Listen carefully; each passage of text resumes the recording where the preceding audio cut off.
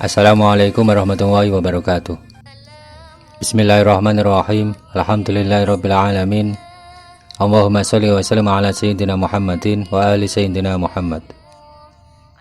Selamat datang di channel kami. Semoga kemudahan dan keselamatan untuk Anda dan keluarga. Dan terima kasih Jazakumullah Ahsanal Jaya.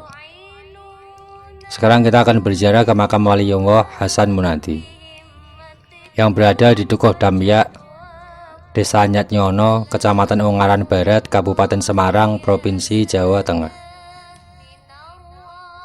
Dikisahkan, Waliullah Hasan Munadi lahir pada tahun 1460 Masehi. Beliau lahir dengan nama Raden Bambang Kartonadi. Beliau masih keturunan dari Prabu Brawijaya kelima, dan karena itu Waliullah Hasan Munadi masih ada pertalian darah dengan penguasa kerajaan Demak, yaitu Raden Patah. Beliau satu ayah tapi lain ibu. Asal-usul nama Hasan Munadi berawal dari Waliullah Hasan Munadi muda bersama Raden Fatah menjadi santri Sunan Bonang. Beliau memiliki suara yang sangat bagus, dan beliau juga sering mengumandangkan azan.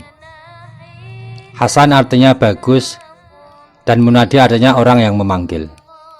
Maksudnya adalah panggilan sholat. Bisa juga diartikan dengan seorang muadzin yang bersuara bagus. Setelah beberapa tahun belajar, akhirnya beliau mendapatkan perintah dari Sunan Bonang untuk mengamalkan ilmunya. Raden Fatah diberikan amanah untuk membuat pesantren di Gelagah Wangi atau sekarang dikenal dengan Bintoro.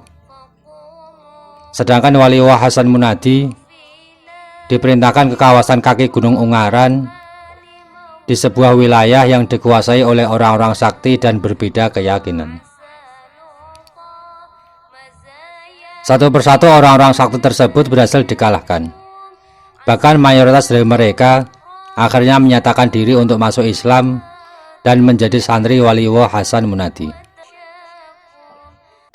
Waliullah Hasan Munadi juga mendapat petunjuk untuk mendirikan sebuah masjid.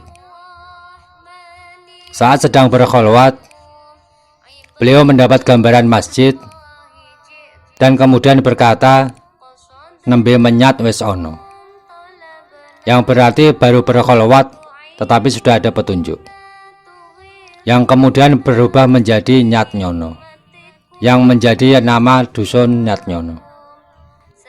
Kebetulan pada waktu itu Raden Fatah juga berencana membangun masjid di Demak. Maka diutuslah Kanjeng Sunan Kalijogo ke Nyatnyono untuk meminta restu kepada kakaknya, yaitu Waliullah Hasan Munadi. Restu pun diberikan, dan karena wilayah Nyatnyono juga membutuhkan masjid, maka Waliullah Hasan Munadi meminta agar satu soko yang akan digunakan membangun masjid Demak dijadikan tiang penyangga masjid di Nyatnyono dan diberi nama Masjid Subulus Salam. Jadi Masjid Nyatnyono dibangun hampir bersamaan dengan dibangunnya Masjid Agung Demak. Riwayat tentang karomah Waliullah Hasan Munadi tidak hanya sebatas ketika beliau masih hidup. Bahkan ratusan tahun setelah wafatnya beliau, karomah itu masih dirasakan oleh masyarakat. Di antaranya, pada waktu Masjid Keramat tersebut direnovasi pada tahun 1985. Sebagaimana kelaziman para pemangku makam yang hendak membangun Masjid Keramat, Kiai Asmu'i sebagai juru kunci makam pada waktu itu melakukan mujahadah selama kurang lebih 1 tahun. Seusai bermujahadah, beliau berinisiatif meminta bantuan masyarakat untuk menyumbangkan sebagian hartanya. Pada waktu itu, masyarakat Nyatnyono terbilang kelas menengah ke bawah. Hanya beberapa pejabat dan keluarga tertentu yang memiliki kekayaan berlebih. Dalam kondisi inilah, Kiai Asmu'i merasa gamang untuk melanjutkan renovasi. Akhirnya ia sowan kepada Kiai Haji Abdul Hamid Magelang yang masyhur akan kewaliannya, guna meminta pendapat apakah renovasi masjid tersebut dilanjutkan atau diberhentikan. Namun Kiai Hamid malah menyuruhnya untuk segera pulang dan memulai renovasi masjid tersebut, sambil berkata, Waliullah Hasan Munadi itu orang kaya. Sepulang dari kediaman Kiai Hamid, Kiai Asmui justru bingung memikirkan kata-kata Kiai Hamid. Tetapi karena taat kepada sang guru, ia tidak berpikir panjang. Meski tidak memiliki modal, ia pun melakukan renovasi. Bagian-bagian bangunan masjid yang dinilai tak layak mulai dirobohkan untuk direnovasi. Tiba-tiba keanehan terjadi. Tanpa diduga, seorang peziarah yang datang ke makam dan tengah menderita sakit kronis, dalam waktu singkat sembuh dari penyakit tersebut setelah meminum air dari sumber mata air yang berada tak jauh dari makam. Sejak kejadian itu, para peziarah semakin banyak berdatangan ke makam dan mengambil air dari sumber mata air tersebut. Dan makin aneh lagi, mata air yang semula kecil menjadi semakin besar dengan semakin banyaknya peziarah yang datang untuk memanfaatkannya. Melihat kejadian aneh tersebut, Kiai Asmui kembali datang kepada Kiai Hamid untuk menceritakan sekaligus menanyakan fenomena apa yang terjadi sebenarnya.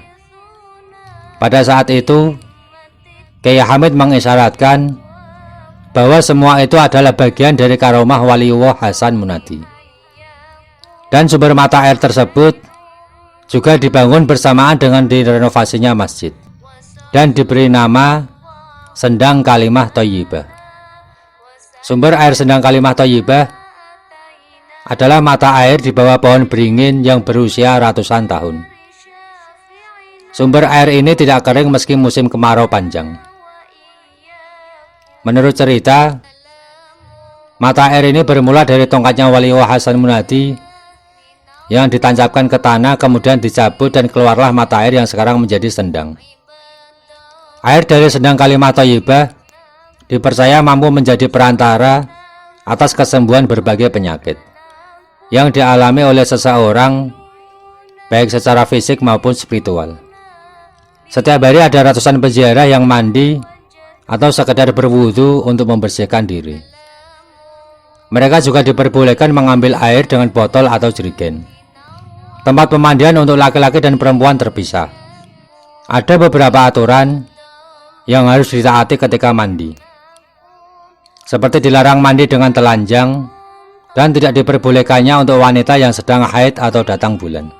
Dan di sini juga dituliskan tata cara mandi dan mengambil air untuk dibawa pulang. Demikian informasi yang dapat kami sampaikan. Kurang lebihnya mohon maaf. Jika Anda punya informasi yang lain, silakan bisa Anda tambahkan pada kolom komentar di bawah. Agar tidak ketinggalan informasi tentang makam para wali dari kami, Anda bisa menekan tombol subscribe dan tanda lonceng. Semoga informasi ini bermanfaat. Terima kasih. Wallahul muwaffiq ila aqwamit thoriq. Wassalamualaikum warahmatullahi wabarakatuh.